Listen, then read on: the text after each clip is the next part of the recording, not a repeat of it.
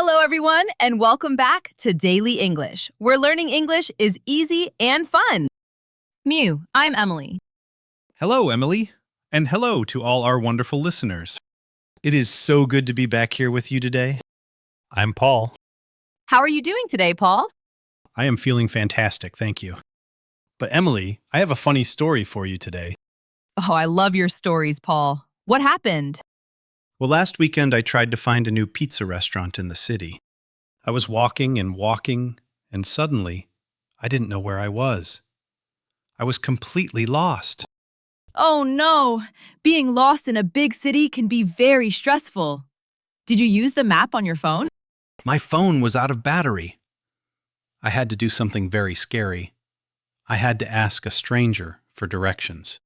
That is the perfect introduction for our topic today, Paul. Today, we have a super simple and useful topic for you beginners out there. We are going to learn how to ask for directions in English. Yes, this is essential survival English. If your phone dies, or if you are traveling in a new country, you need to know how to navigate the city. Exactly. We will learn all the essential vocabulary for getting around, like go straight, turn left, blocks, and across from.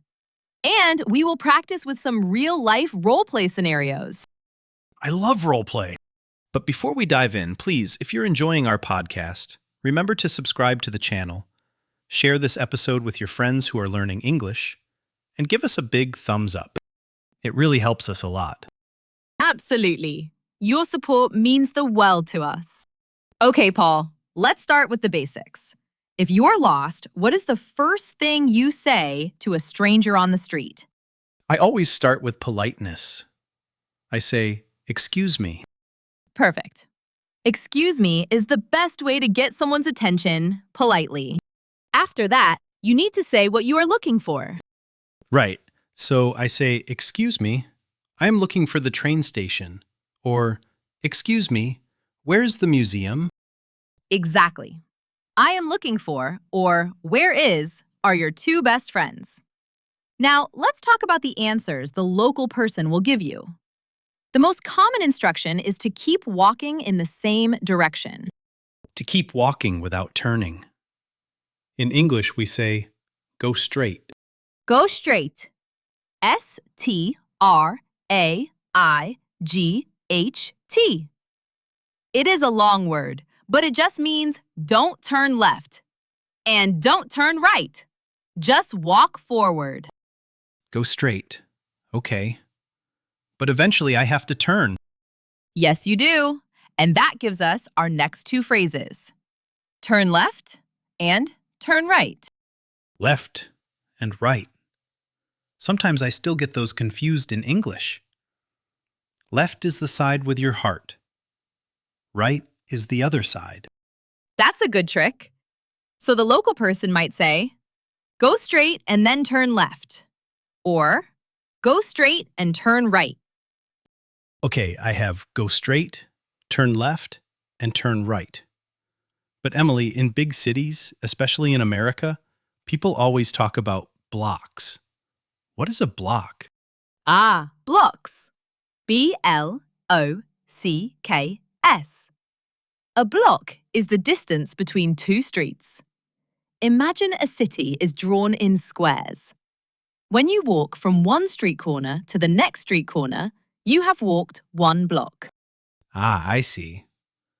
So if I stand at a corner and I walk to the next street, that is one block. If I walk past two streets, that is 2 blocks. Exactly. So someone might tell you, go straight for 2 blocks and then turn right. Go straight for 2 blocks and then turn right. That is very clear. It is much easier than saying walk for 200 meters. It really is. Okay, let's practice this together, Paul. Let's do our first role play. I will be a tourist who is lost, and you be the friendly local. I am ready.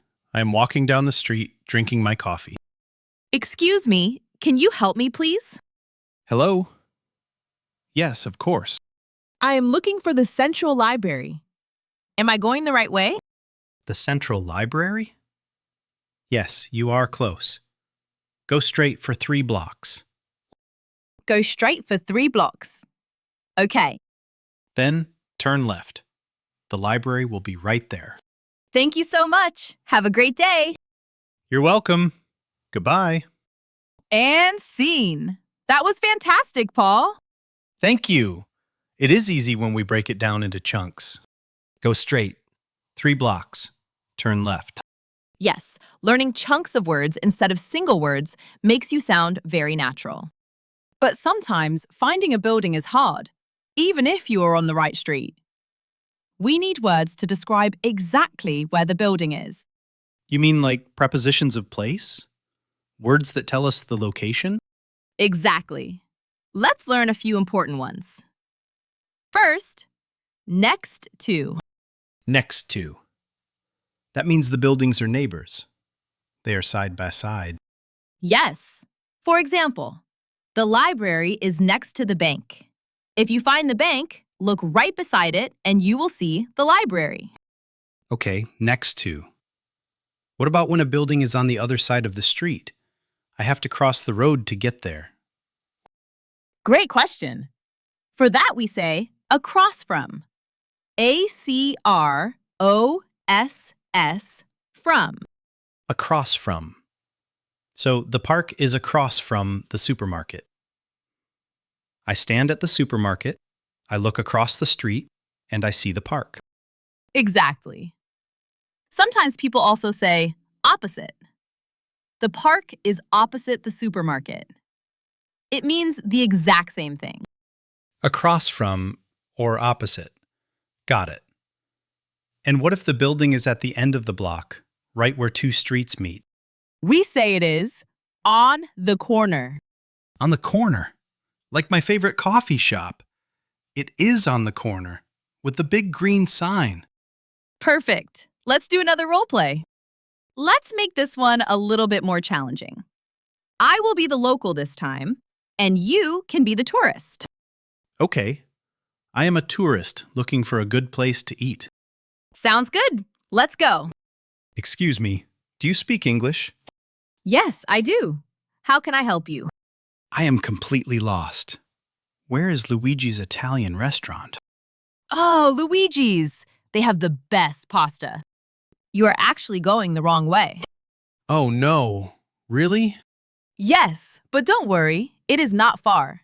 Turn around and go straight for 2 blocks. Okay, turn around, go straight for 2 blocks. Then turn right onto Main Street. Luigi's restaurant is on the corner. It is next to a big cinema and across from the park. Next to the cinema, across from the park. Thank you. Is it walking distance? Yes, it is only a 5-minute walk. You will see it easily. Thank you for your help. Have a wonderful day. You too. Enjoy your pizza. And scene. Wow, I used a lot of new phrases in that one, Emily. You did. You asked a very important question. Is it walking distance? Yes. Sometimes when you ask for directions, the place is very far away.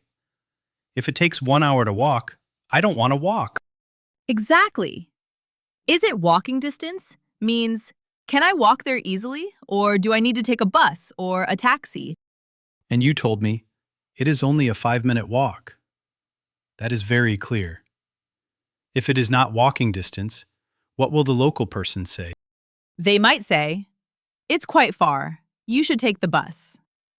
Or, it is a 10-minute taxi ride. This is all such great practical vocabulary. But Emily, I have a confession. Sometimes, when I ask for directions in a new city, the local person speaks very, very fast. Oh, that happens all the time. They live there, so they know the streets perfectly, and they talk quickly. Yes, they say go straight 2 blocks, turn left, it's right there. And my brain freezes. I just nod my head and say thank you, but I am still lost. That is completely normal, Paul. But remember our golden rule here at Daily English. Mistakes are your friends. Yes. The goal is communication, not perfection. Exactly. If the person speaks too fast, Do not panic and do not pretend you understand if you don't. You can just smile and ask them to repeat it. How do I say that politely? You can say, "I'm sorry, my English is still learning. Can you speak a little slower, please?" Can you speak a little slower, please? That is a great phrase. Or you can simply say, "Could you repeat that, please?" Could you repeat that, please? And usually, people are very kind, and they will slow down and help you. Yes, they will. Most people love helping tourists. Another great trick is to repeat the directions back to them. Like active listening. If they say, go straight and turn left, I reply, okay, straight and then left? Perfect. When you repeat it, you are checking if your brain understood correctly. It also gives you time to process the information. That is a wonderful tip. So we have go straight, turn left, turn right, blocks, next to, across from, and on the corner. You are a fast learner, Paul. Now, let's talk about public transportation. Sometimes you aren't looking for a building. You are looking for the bus stop or the subway. Oh yes, taking the bus or the subway in a new city can be a big adventure. Let's do a quick role play for the subway. The subway is the underground train. In London, they call it the tube. In other places, they might call it the metro. The subway, the metro, the tube. Okay, I will be the tourist again. Ready? Go! Excuse me. I am looking for the nearest subway station. The nearest subway station? Sure. Go straight for 1 block and you will see a big park. Go straight 1 block to the park. Yes. Walk through the park and the subway entrance is on the other side, next to a coffee shop. Thank you. Do you know which train goes to the airport? Yes, you need the blue line. Take the blue line going north. The blue line going north. Thank you so much. Safe travels! And scene. Great job, Paul. In that role play, you asked for the nearest subway station. Nearest means the closest one to where you are standing. Yes, I didn't just want any station. I wanted the one right here. And then you told me to walk through the park. Through. Through. This means you enter the park on one side, you walk inside it, and you exit on the other side. You walk through the park. That is a very useful preposition. You can walk through a park, or through a train station, or through a shopping mall. Exactly. And finally, you asked which train to take. Cities usually organize their trains by colors or numbers. So I told you to take the blue line. This all makes me feel so much more confident. When you break it down, it is just small chunks of English. It really is. Let's do a quick review of all the new words and phrases we learned today to help our listeners remember. Great idea. I will ask you the questions, Emily. What do we say to get a stranger's attention politely? We say, "Excuse me." How do we tell someone to walk forward without turning? We say, "Go straight." What is the word for the distance between 2 streets? A block. So you can say, "Walk for 2 blocks." If a building is side by side with another building, what do we say? We say it is next to the other building. And if we have to cross the street to get to the building? It is across from or opposite. What if the building is exactly where 2 streets meet? Then it is on the corner. What is a great question to ask if you want to know if a place is very far away? You can ask, "Is it walking distance?" And the most important tip? What do you say if the local person speaks too fast? You smile and say, "Could you repeat that, please?" Or, "Can you speak a little slower, please?" Fantastic! Emily, your tips are just so clear and easy to follow. I feel like I am ready to travel to any English-speaking city in the world now. I am so glad to hear that, Paul. And I hope all of our amazing listeners feel the same way. The next time you travel, try to practice these phrases. Even if you use a map on your phone, try asking a local person just for practice. Yes. Put your phone in your pocket, be brave, and ask for directions. Remember, making a mistake means you are brave. Exactly.